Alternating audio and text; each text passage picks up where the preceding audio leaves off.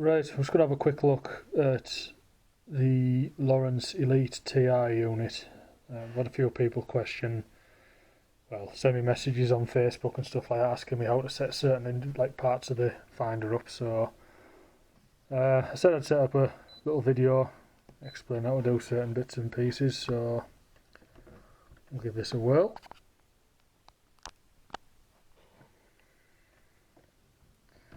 So just starting up.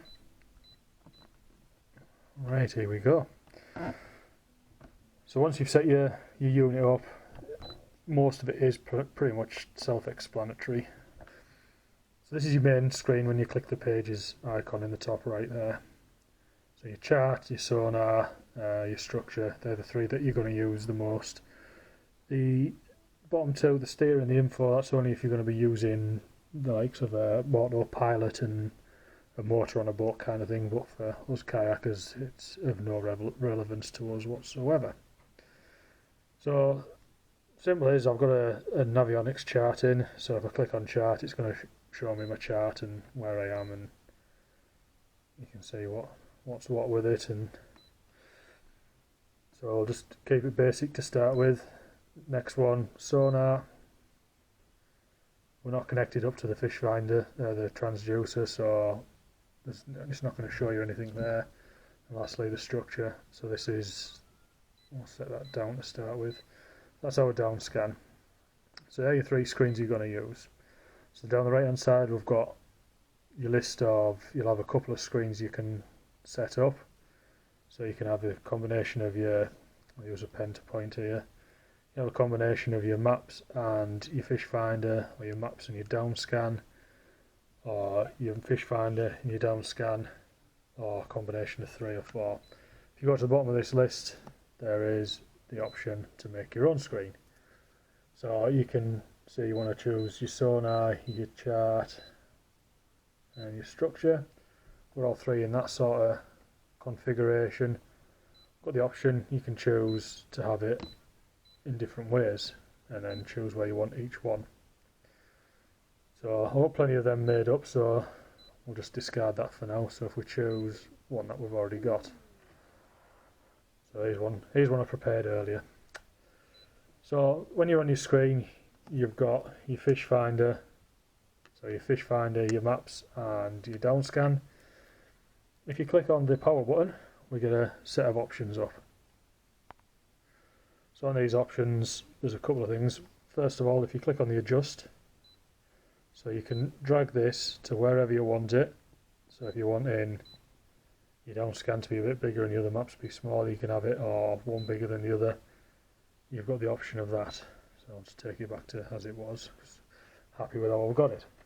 So you can do it on any screen, so whenever you've got them set up you can adjust them like that. So the other one, which is important, it catches a lot of people out, is your edit overlay. Okay, so just hit the power button, edit overlay. So this gives you the option to add and remove certain pieces on the screen. So I've got my voltage up here in the top. Bring our menu up, you can add.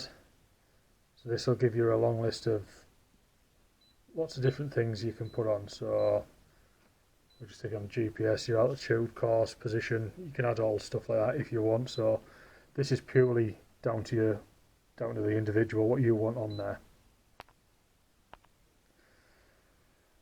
So if you've chose something like this, your voltage supply, you can just click it, drag it wherever you want, and then if you click configure, you can choose your size, so you can have it huge or just whatever, again it's all down to preference, what you're keeping an eye on. Small, go back, bezel it so it stands out a bit more like our water temperature down here.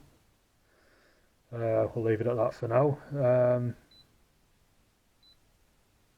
What else we got? You can go analog, but it's not as easy as reading as that, and it takes up a lot more room. So click save, and then that's that screen done with. One of the things I will show you, it caught me out, is you can adjust your brightness. So if you're, it's a dark day, you want to reduce the brightness, save the battery on your unit, and save the battery power. So we've got it set like that. Now I went out night fishing, so the brightness was set right down. The only issue was when I come up in the morning, for all you can see it now, I couldn't see it. So I was really struggling in bright sunlight, and I thought, well, I don't know how to bring the brightness up. If you hit the power button and just keep tapping it, it adjusts your brightness. So just keep tapping it until you get it to where you want it. Ideal. So if you ever get into that predicament that I was in, where you've gone from night fishing to day fishing and you think, how the hell do I get this back? It's a quick and easy way. So we'll go through. The options on your charts are fairly easy. Click on chart options. Down the bottom here, I've got Navionics charts. So you just plug your chart in, which goes under the Lowrance part here. You just peel that up, and your card just slips into there. Waterproof housing.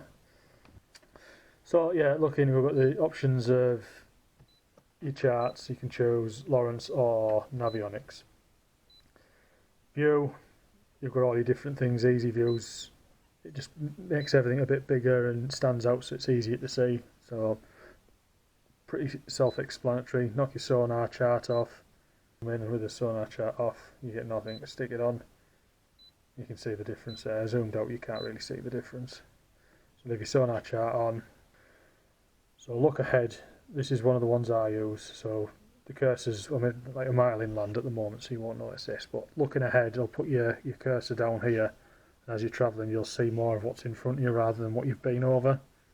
So that's a good one to have on. Community edits, again, what other people have added.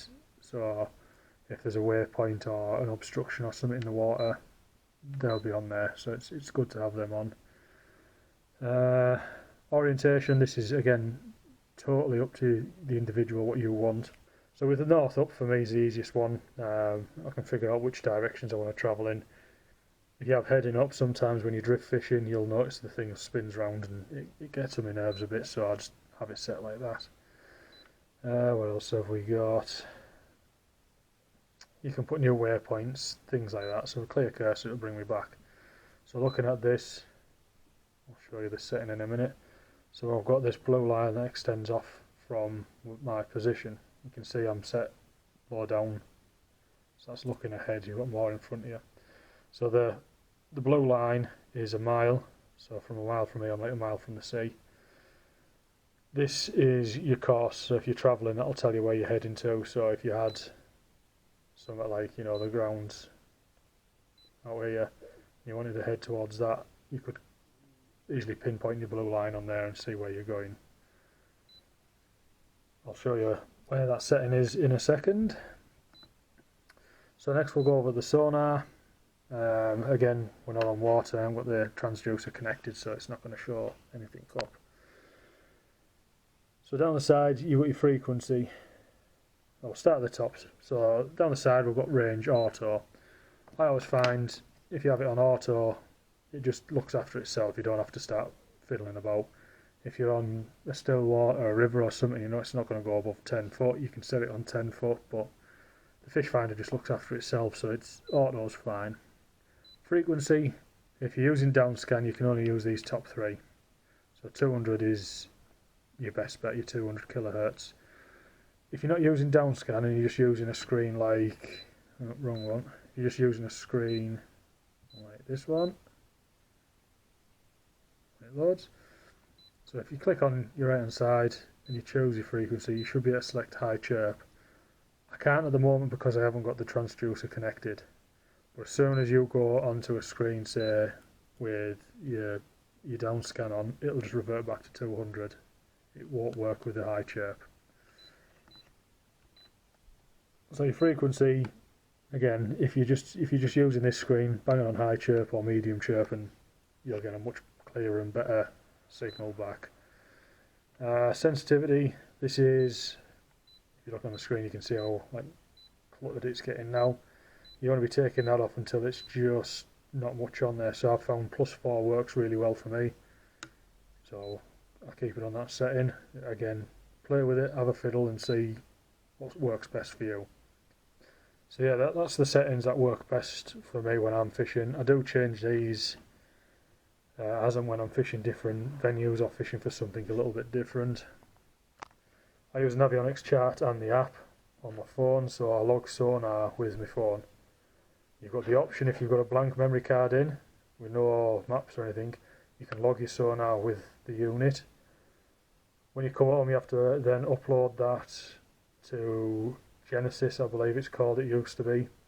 Upload it onto there, have a look, takes a couple of days, a week or two, whatever it is, and then they'll produce some maps for you.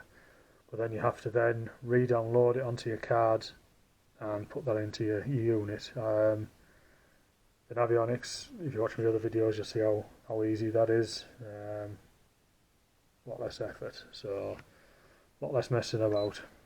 So we'll go on to structure, self-explanatory, same with auto, frequency, just have a play about with it, see which one works best for you. Again with the advanced, so fish reveal. If you want fish reveal on your down scan, you have to download it onto a blank card, pop it in, turn your machine on, and it will do the update and put your fish reveal on. If you haven't done it, it's really well worth doing it. When you're using your down scan, there's not much to see here at the moment, but you can see how there's colour in your down scan rather than just the grayscale. That'll show you your fish things like that much better up. You flip left and right, so this is side scan I've got on at the moment.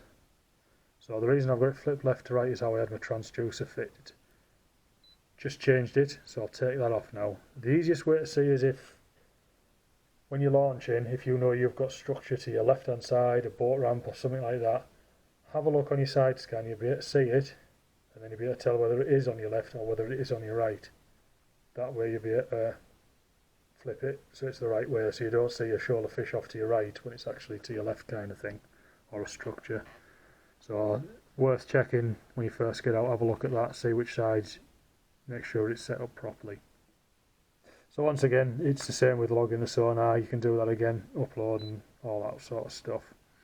Your palette, purely your own choice. I know a couple of the guys use number 9, the blue, some guys use 7, but just the number 6 for me is by far the best. I can read that the best. The fish reveal option, click on that and it tells you again your palette, so your colours and that you're going to see on your screen. So if I change that to greens, you can see how it's changing on the screen. So if you show fish up, it'll highlight it like that for you. Again, keep it the same as me fish finder. So that's just the basic overview of your different screens and setting them up. Okay, so now we'll have a look down this left hand side at the different settings there. So you've got your waypoints, routes and trails. So these are when you've been out on the water and you've covered a bit of distance, you can go back over and have a look at them and see what's happened, what you've been doing. Not very often I'll click on these and look at them. When I go back to a water I can see where I've been previously and things like that, which can be quite handy. Tides, if you're out on the water doing a bit of saltwater fishing, you can see where you are in the tide. We've got this red line down here. So that's at the point we're at now. And it tells you your sunset, your sunrise, and it tells you all your heights, so low tide and high tide height kind of thing. So we're on the flood at the moment, so it's just really handy to know, and it is really accurate, so it's worth seeing that. Down the side, what have we got? Alarms, right. So if we click on the settings, so if I've got no GPS, so I'm sat indoors now and I've had that coming a couple of times because I'm in the building, I'll get an alarm. I'm using a Hobie, so the shallow water alarm is set to 3 feet. So once I hit 3 foot, I know to get my fins out or get them flat against the kayak and just be cautious. Sometimes on the fresh water you're going along and it can just come up quickly, and if you're in a world of your own like I am half the time, you'll miss that. There's a load of other settings you can go through on here. Autopilot, all this sort of stuff, voltage, so if you're worried about your battery dying while you're out, if you're using it to navigate back to a launch site or something, you can have the alarm set to whatever you want. Alarm goes off, knock your unit off, get somewhere back to where you want to be and bang it back on. But yeah, there's, like I say, absolutely tons of settings on there to go through. Whatever you want, whatever you think you need, have a look at it and set them up that way. So we'll go down settings, so your system, English, all the rest of it, so that'll be set up to how you want it. Text size I've gone normal because I'm half blind, so it'll take me forever to read. If it's small it'll be no good. The key bleeps, I've gone loud. If I knock the unit while I'm out in the water, I want to know I've done it. If I've hit it with a net, my knee, anything like that, I can hear I've done it and made some changes. There's no else really I set on there. That is as it is. Navigation, again, never really touched that. It's set as it was. So, that blue line I was telling you about a few minutes ago, your heading extension is on. So that's on your settings, system, charts. And all you do is you click on there and it'll bring it on for you. And then at the bottom here, you can say how far ahead you want to look. So a mile's more than enough on the kayak. Sonar, again, not much I've done there. You can log your... So not much on Sonar. You can log your sonar and things like that and do whatever you need to do in there. Autopilot and fuel, no interest to me. Wireless. So you can see at the top here I'm connected to my EE hub at home, so any updates for the unit, I'll just go through there, no problem. So this is connecting to my internet. Now if you're wanting to connect your phone to the unit, so that might be for if you're using the Navionics app or anything like that, change it to access point, it'll switch over. Once it's switched over, you'll get a message coming up saying that you've lost connection to your internet. So we'll wait till that pops up before we move on. Let me take a second or two.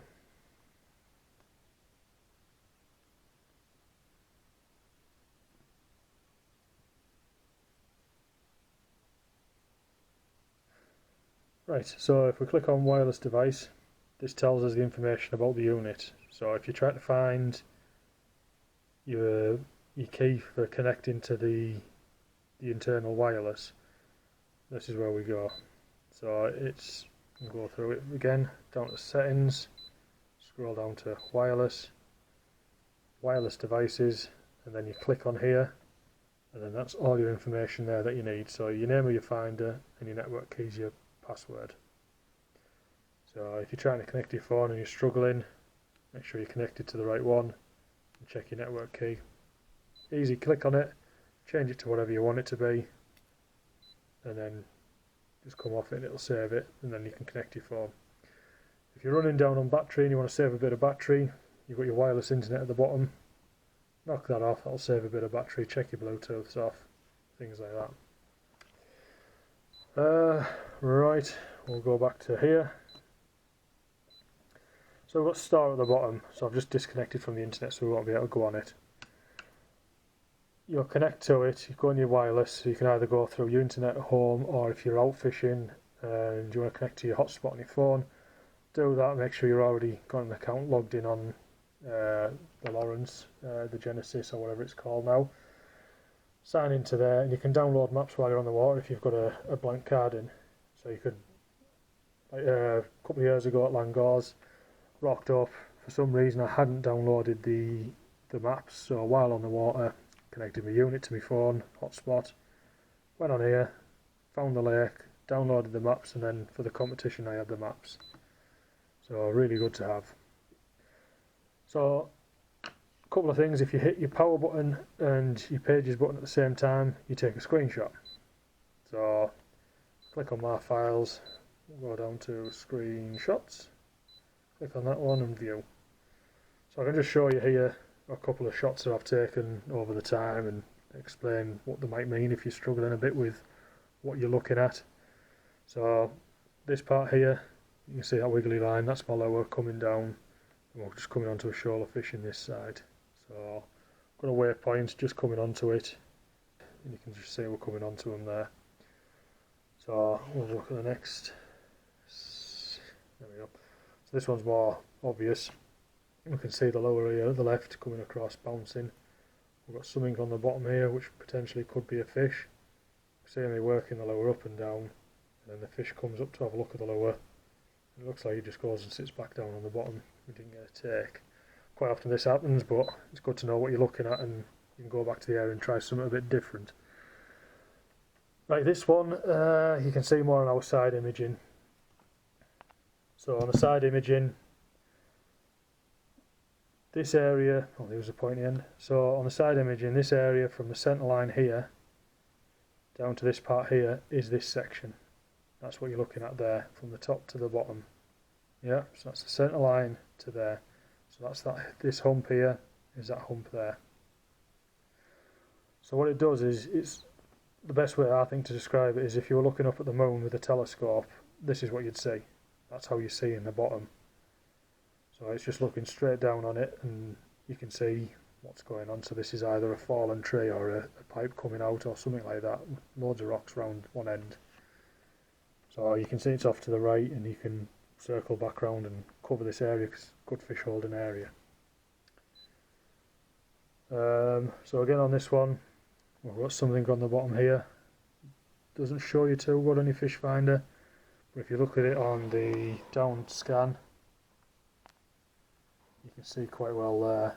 You can see the lines and everything coming off it. It's a tree.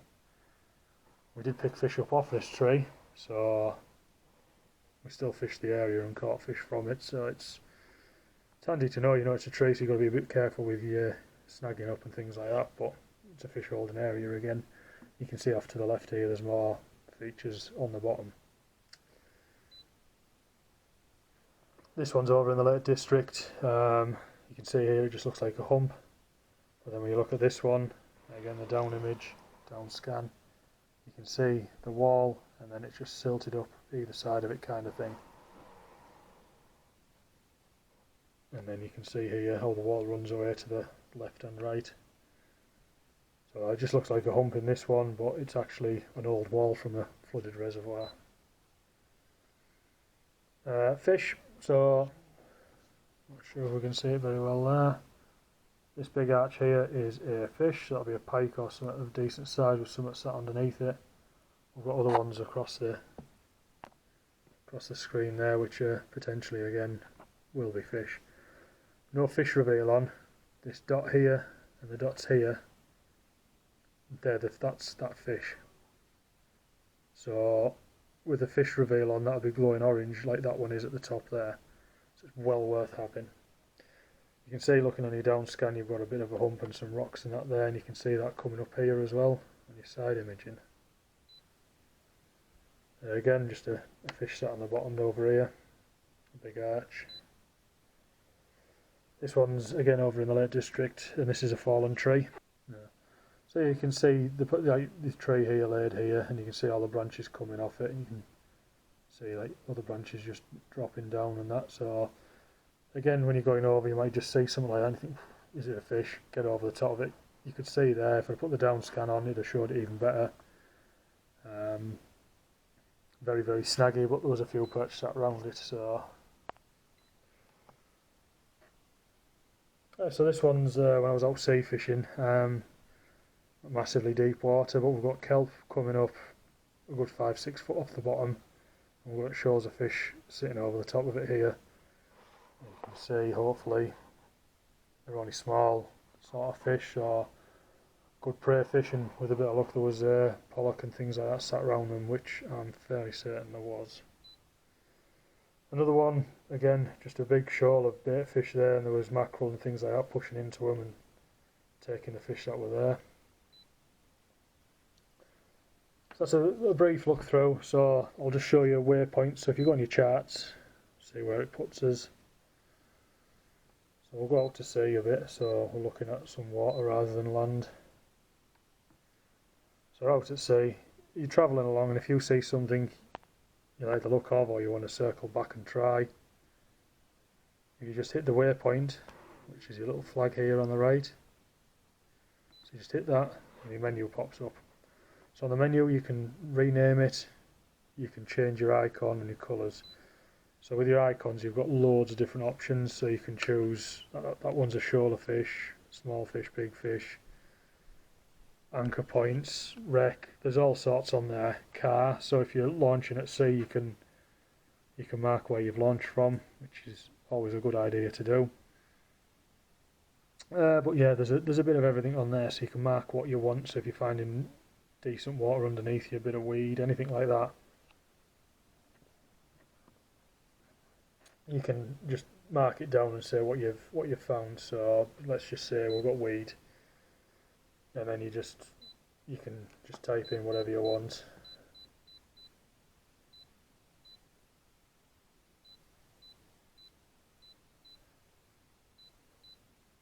Type in weed, click save, and then when you come back to it, you can find it that way. You know, you might want to come back later in the day or another day to the same spot. If you turn up next time, it's not there. If you click that, click where it says weed, you can delete it, you can alter it. We'll delete that one because obviously we don't know what's there. But yeah, nice and simple and easy like that. So if you put a waypoint down, so we'll just click save. So you can say waypoint, you can move it, all this thing, or you can click go to 182. So that's going to plot my course to the waypoint. So once you've got your course planned, and if you want to cancel it, if you just click navigation, cancel, it will get rid of that. So it's not obviously on the screen, wobbling all over. If you're having problems with your unit, if it's not working properly, if you press, when it's switched off, if you press and hold the waypoint button, keep hold of it, turn the power on, when it starts up you'll hear the bleep. When you've heard the bleep, let go, it'll start up and it'll tell you, it'll be a screen calibration, so it'll tell you to touch it here, then it'll restart. There's other ways if you need to do a soft reset and a hard reset, you're using the other buttons, but that's only, you know, in case of an emergency sort of thing. If you've really messed it up or if you're having a lot of problems, it's worth doing a soft reset, see if that works. If it doesn't, do a hard one, but then you're going to lose all your waypoints and things like that. And that is about it for the fish finder unit. It is very simple and easy. It's just have a fiddle with it, change settings, see how you get on with it, and they are an amazing unit. It shows you a lot of things and they will help you catch a lot of fish. Any questions on it, please by all means send me a message. I don't mind trying to help people out, but again, I'm definitely no expert on these things.